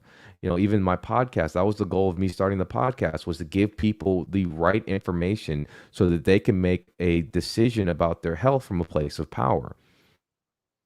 A lot of times in these day and age, we scapegoat. We just say, "Oh, that doctor did this, that doctor did that, that doctor just wasn't doing this." I'm like, okay, well, what did you do? Right? If you just went to the doctor, you didn't do enough. So you have to be the steward of your own health, and you are in control of your own body. Yeah, that makes a lot of sense. And the other thing I was curious about is there seems to have been a rise, and we've had a couple of them even here on this platform, the International Broadcast Media Network and everything, that are into the holistic movement. And that definitely was a push, I would say, even before COVID. And now there's been a greater push since COVID and everything. But do you think that this is something that is going to be sustainable? Or do you think that after we come around the curve, whatever that curve is and everything, that we'll see a decrease in holistic medicine and holistic thought? Because I am actually a big fan of holistic medicine, have been for a number of years, but I don't know right now if it's kind of like the fad of the decade and everything because of COVID. And a lot of folks are more concerned about trying to keep their own health going. And of course, a number of folks are sitting at home researching on the internet and things of that nature. But what is your feeling about the future of holistic medicine? Because I'm hopeful that it's going to stick around, but I do know that sometimes we get into these fad of the decade kind of moments. I think it's going to stick. I think there's a lot of distrust in the pharmaceutical industry, and that's rightfully so. They've done a lot of shady practices, a lot of shady behaviors. Um, I think that's another reason the holistic medicine is going to be around. Number two is that people don't want to be on medications. Now, people in their 20s and 30s are seeing, grandma on 16 medications, grandpa on 13 medications, and they're saying, whoa, like, I don't want to be that when I'm their age. I don't want to Right. be disabled and all seeing all the disability and pain. And I think people are starting to realize that they can prevent a lot of that by their behaviors. According to the CDC, only 6% of Americans eat a healthy nutrition plan, exercise, don't smoke to excess, and don't drink to excess. Wow. 6%. That's it. And there's one study that showed even just those four behaviors can add 10 years of your life free of chronic disease. All right, from on average from age developing chronic disease at age 60 to around age 70. That's a Wow. huge difference. How much would you pay for 10 more years without disease in your life? Now a lot of folks would pay a whole lot of money to not have disease in their life. And one of the things that we talked about with David on the show last week and everything was the fact that so many of our other societies, be that the Latin society, the Asian society, or a number of others, seem to have a greater respect for the elderly, and they actually maintain the elderly in their house. Whereas within the African American community, that used to be the habit, but then we got away from that and started following some of the other trends of other parts of society and started moving away from our families and things of that nature. So could you speak on that as well? Because I'm of the opinion, even though I live about 100 miles from my mom, I'm still close to her. And I'm much closer. I'm in the same city as my dad and my younger brother and everything. But Hmm. I sometimes feel that some other societies where they're literally having 3 or 4 generations living in the same house are probably in a more healthy kind of situation. But I was just wondering your thoughts on that. Yeah, it's really interesting because if you look at zones I talked about earlier, these places where there's really no chronic disease, people literally die of old age, and they don't have anywhere near the technological capabilities that we do. Aging is revered. it's not something that people are afraid of. It's something that is a blessing that people respect the elders, and I think that goes a long way into thinking about their mindset there versus here. Here, aging is feared, or because we Hmm. think that as we get older, we're just supposed to get chronic disease, and that's not the case. And a lot of that has to do with like what you said, the family units. A lot of these blue zones where people live so long without chronic disease, they are very close knit family units. They're very close knit social units, Right. and we know that's important. The risk of bad things happening, we call this a hazard ratio in medicine, for social isolation is higher than smoking. Basically, what that means is social isolation is worse for our overall health than smoking. And we know how bad smoking is for us. So those old practices of the family unit being cohesive in the same city, sometimes even the same house, is beneficial for health, and it's lots of different reasons. There's knowledge that our elders have that can be passed on directly at the spot because they see what you're going through, and maybe even can prevent you making a mistake that they made. I mean, so there's a lot of benefit to that, and that's probably why for most of human history that was what we did. Right? People aren't going to do something year after year after year after year, decade after decade, if it's not beneficial for us. Right? Yeah. Over time, that was something that was beneficial, and that's something that we've gotten away from is those cohesive social units. Yeah, because even that social isolation, I'm not just like you were mentioning about the pharmacy industry. And even though I'm here in North Carolina, which has a very heavy amount of the pharmacy industry as part of its economy and everything, there's also a lot of nursing homes here in North Carolina and throughout the Southeast and everything. And I personally am not the biggest fan of nursing homes because I feel that they oftentimes uh, create that kind of negative social isolation that you're talking about that is detrimental to our elderly and things of that nature. I Hmm. know that sometimes families have to put people into these homes for whatever reasons, economics and a number of other reasons. But I oftentimes find that it disconnects them from their family and from other people. So therefore, I feel that it's very harmful to a lot of our elderly. And I want to say that there have been studies where people that have been placed in those homes oftentimes don't survive that much longer after they've been placed in the homes. But I was just wondering your thoughts and if you agree with me that in some ways a lot of what we're doing with our elderly in terms of these kind of like homes, even these kind of like assisted living homes, can sometimes be very negative. I do know that folks have to do what they have to do for their economy and things of that nature. But I know that in my own family, if we can avoid it, we're going to try to avoid it as much as possible. Yeah, I think so too. I think an interesting problem though is that people are having kids later in life. Hmm. And so you're getting a situation where we have what we call a sandwich generation, meaning you have people who are taking care of young children at the home and then Right. taking care of their elderly parents at the home. And that is a lot of stress in that household, for especially for those, two people who are the caregivers of the kids and now the caregivers of the parents. And I think that's an interesting problem that we're going to see more and more of as population continues to get older and sicker. Right. You know, again, I think the right answer here is going back to all of those holistic behaviors to prevent and try to reverse chronic disease. Ideally, if you can, it's always better to be around your family for all types of health purposes, but also to have as much support as possible. And then it's also, it used to be not just your immediate family members that would help out; it was your neighbors too. Right. It was that village effect, and Hmm. as we've gotten more socially isolated, it gets harder and harder on a family unit because they feel like there's no other help, there's no outside support. They have to do everything, you know,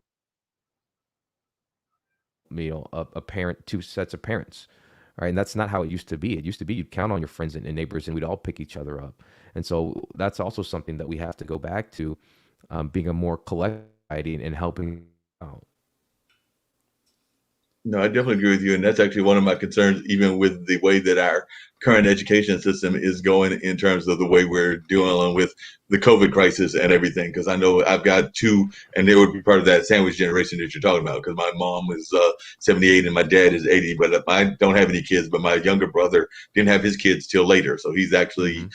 just turned 51 earlier this year, but his children are 11 and 12 because he didn't have them Mm-hmm. till he was like almost nearly 40 till he had his Mm-hmm. first child. I think he was 39 at that time. So he's definitely part of that sandwich generation you're talking about when they have them later and everything. But even with what's going on in education, I'm afraid that some of the isolationism that is going on, even with our education, could be impacting folks in terms of both what they're doing nutrition wise, but also just from this isolation that we're getting when we're got kids staring at the screens, trying to learn in this new form of learning that we've got with the virtual learning. But I know that that can be very difficult from a health standpoint. I was actually just talking to a young lady yesterday, and she was telling me that her think her child is 9. Her 9-year-old son is about to drive her crazy because she's trying to work her job and she works in a restaurant and also trying to keep him focused in what's going on the education factor because they're trying to do this whole virtual learning situation. And then, of course, also trying to get him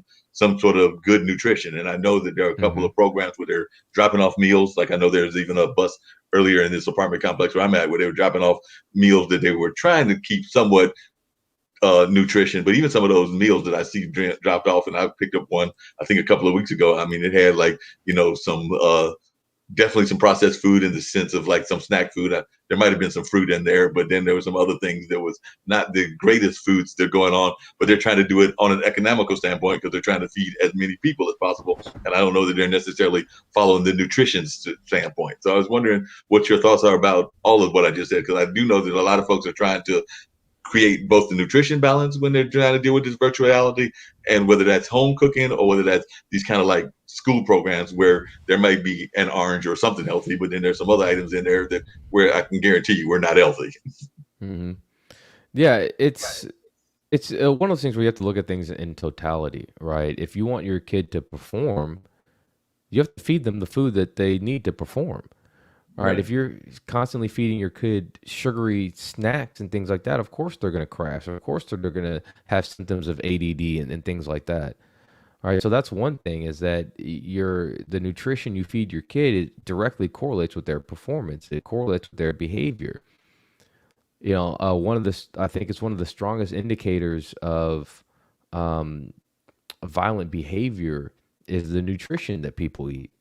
And so that makes a big difference as well in our behavior.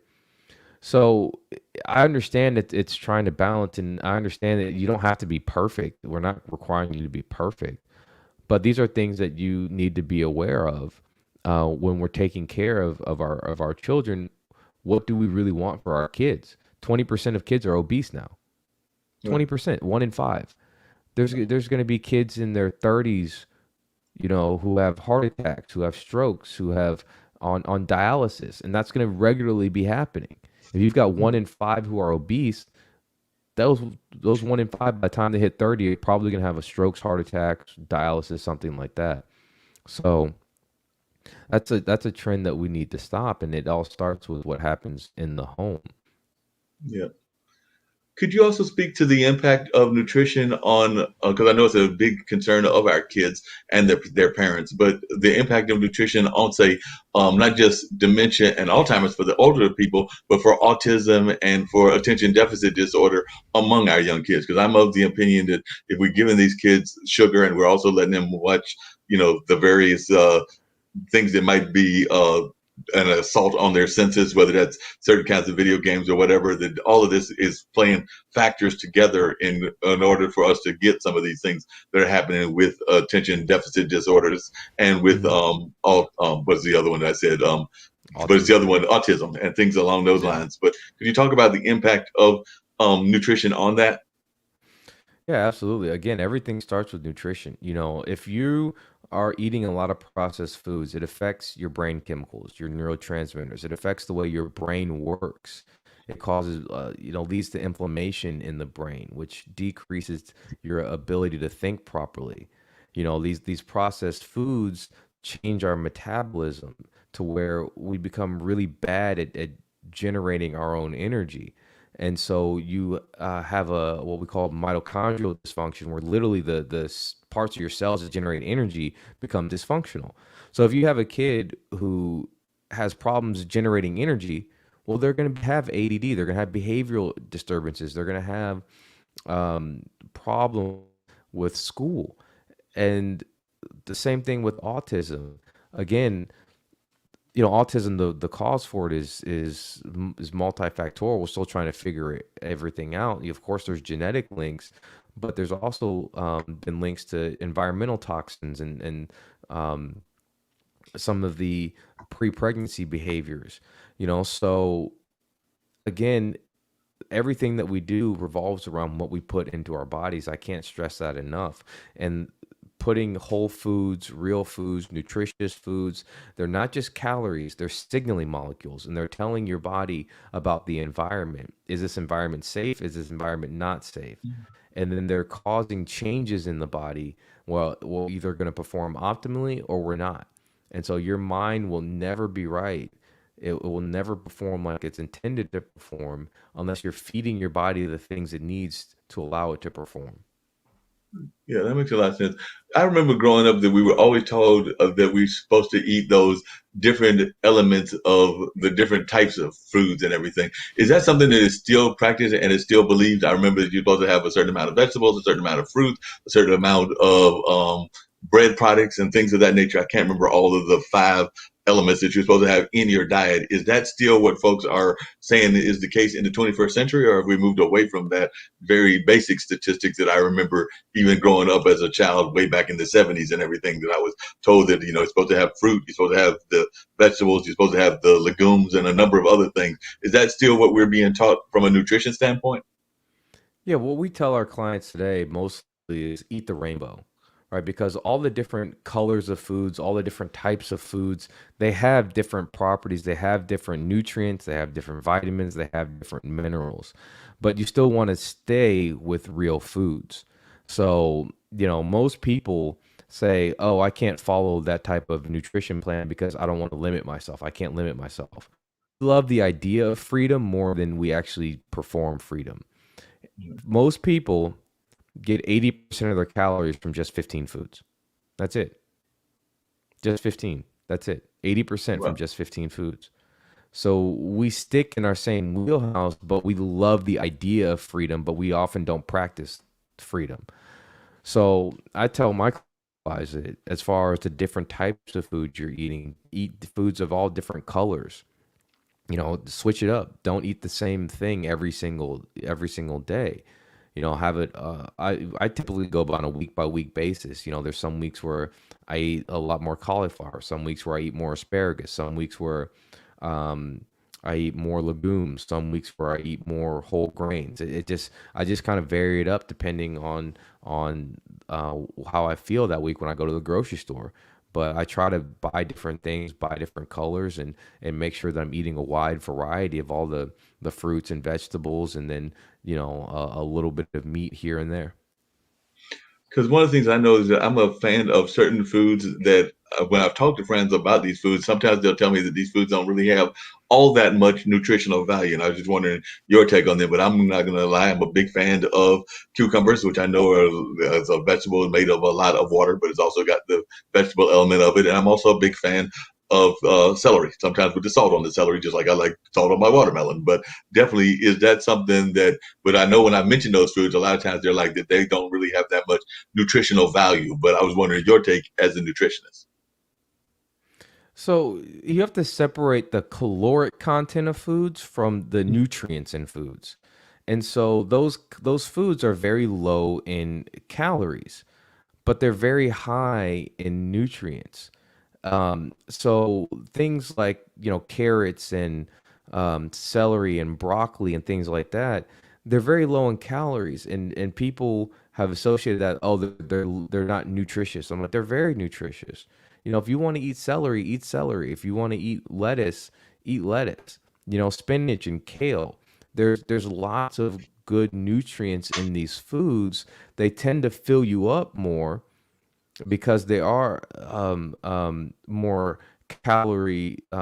They're not as calorie dense, right? So 300 calories from broccoli is going to fill you up a lot more than 300 calories from a Snickers bar, Right. right? So that there is value in those veggies, even though that they may not be super high in calories. And the problem is that most people eat too many calories. That's the problem. Mm. So if you want to improve your health, especially if you're overweight, you need to eat less calories. And the one of the Right. best ways to do that is switch from the processed high calorie foods to low calorie, more nutritious food in the form of fruits, vegetables, and those type, whole foods. Gotcha. Are there any types of foods that, as we've got folks that are from listening from around the world, are there any types of foods that you think are foods that we should probably stay away from, that we might see in the grocery aisle, and we might be tempted to go toward them, but they're really not all that great for us? Or is there like, are you pretty much thinking that most of the foods that we see in the grocery store are pretty much good for us, minus the processed ones, which we've already said are not the greatest ones in the cans and in the boxes? But in terms Mm-hmm. of the physical foods, are they all safe, or are there foods that we should try to stay away from? It all depends on how much you're eating of them, right? In general, I tell people for fruits, stick to berries. The berries are lower in sugar, higher in fiber, high in really good antioxidants and nutrients. For nuts, I tell people mainly stick to walnuts, pecans, and macadamia nuts. They have the best fat profiles. They're high in protein. For whole grains, stick to actual whole grains like buckwheat, like quinoa, like rye, like barley, like actual oats. Eat those type of whole grains. Um, so there are some nuances there, but you don't have to be that specific if you're just rotating and trying a whole bunch of different things. Then it tends to balance itself out. And in general, of course, eating an apple is better than eating a candy bar, Right. right? But eating a handful of berries is better than eating an apple. Gotcha. And from a nutrition standpoint, I know a lot of times people have been very much into, before COVID, into like those supplements that would be kind of like those, I call it those cleaning processes and things of that nature. There's all kinds of products that are out there that would try to clean your system and things of that nature. Is there any kinds of foods that you recommend if folks are trying to clean their body that they should use as cleansing techniques? Because I know a lot of times with the COVID and a number of other things, Hmm. folks are trying to find ways to clean their body, to find ways to use that as even a weight loss program and everything. But are there any kind of foods that you recommend for natural cleansings? Absolutely. I typically don't recommend the cleanse. What I will recommend is a fast, right? Because there's a lot of health benefits to fasting: longevity, improved blood pressure, blood sugars, cholesterol. Your body starts cleaning itself when it's not in the fed state. So I think a good fast is great. I hate juice fasts because when you're juicing, especially if you're buying store-bought juice, all you're doing is ingesting sugar. That's it. Right. It's just straight sugar. So if you're gonna juice at home, and make sure it's 80% vegetables, because that way you still know you're getting the fiber. That way you know it wasn't processed and all the nutrients were transformed. But in general, amping up detoxification is eating the right foods. Eating garlic. Garlic's great for this. Asparagus, turmeric, cilantro. Cilantro helps bind up toxins that we eat. Mhm. If you're someone who does kombucha or kefir or those fermented foods, that helps. So there's a lot of different foods, that broccoli, all the cruciferous veggies, that's important for detoxifying our system. So all of these foods, and then the fruits, and all of these foods have different aspects that help us detoxify. But then if we're eating a lot of processed foods, we're putting in a lot of toxins Right. without getting the right foods that help us detoxify. And over time, that builds up. And what a lot of people don't realize is eating stuff that's toxic like that actually tells your body to make more fat. Mhm. Because one of the ways your body deals with toxins is to store them in body fat.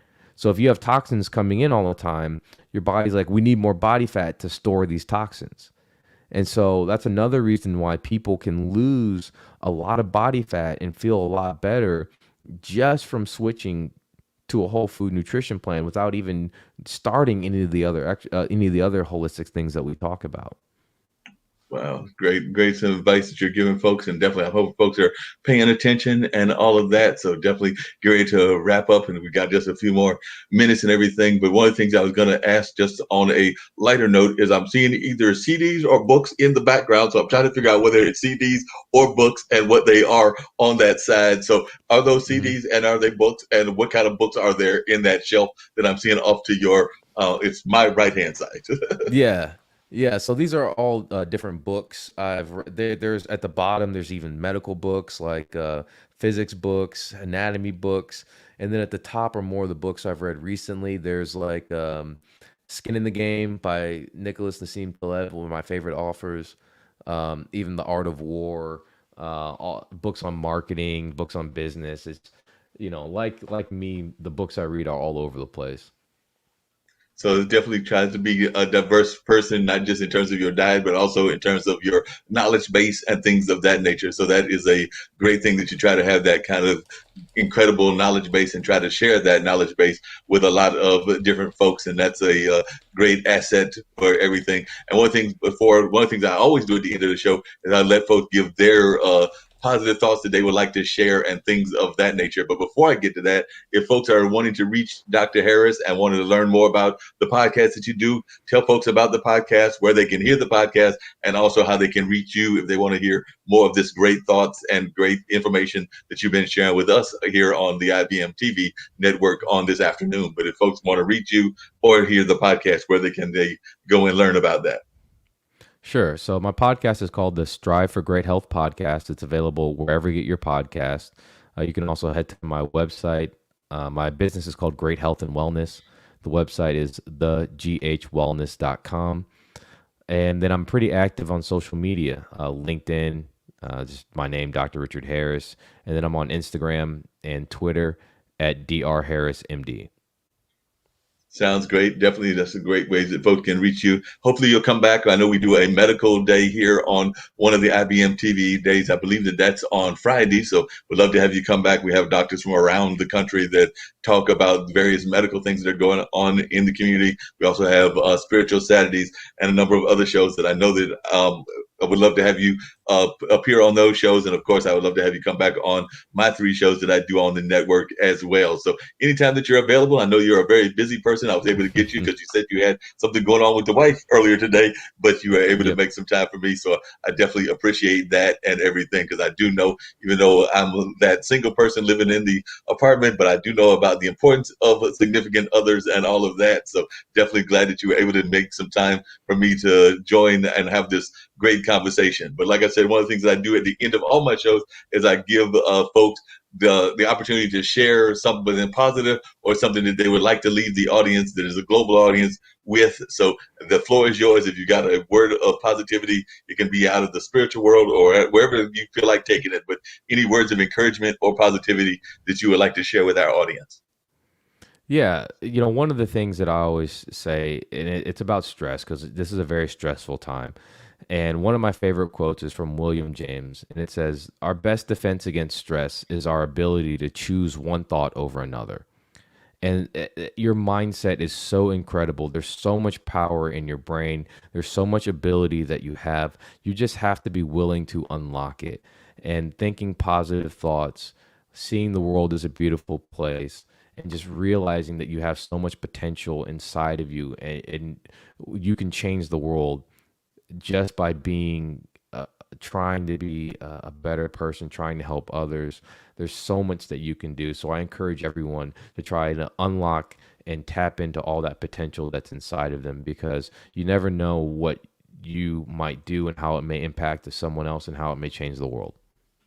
No, no doubt about that. And I agree with you that we have to be the change that we want to be. I know that that's somewhat of a cliche kind of saying, but I definitely agree with you that that's what we have to do, is be the change that we would like to see of the world. And there are definitely some negative things happening in the world, but we can be the ones that make that positive change. I know that I'm going to try to avoid going to the fast food restaurant, but I might still break down and do it later on today. But I'll try to break down and not do it as often, since Dr. Harris has told me that that's not good for my health, and I already knew that. So I'm gonna try to do a better job of avoiding the Arby's, the McDonald's, and the Enzos of the world. There you go. Once again, having Dr. Harris has been great, along with Jan earlier, and we had a great radio show here with Mark Lee. I'm getting ready to bring in some of our other shows that folks can catch so they can watch a little bit of the ads of that. And then I've got another show that I'll be doing here called the Mullins Music and Memory Show. And of course, we've got our regular podcast on Blog Talk Radio at 7 o'clock. But I still got two more podcasts coming our way. But right now, I'm going to let y'all check out a little bit about what Chess Stars is all about here on the IBM TV platform. And then, like I said, at 4 o'clock, we'll be joining the Mullins Music and Memory Show. And then we'll get ready to wrap everything up after I play you a couple of these announcements of some of the other shows that exist here on our platform.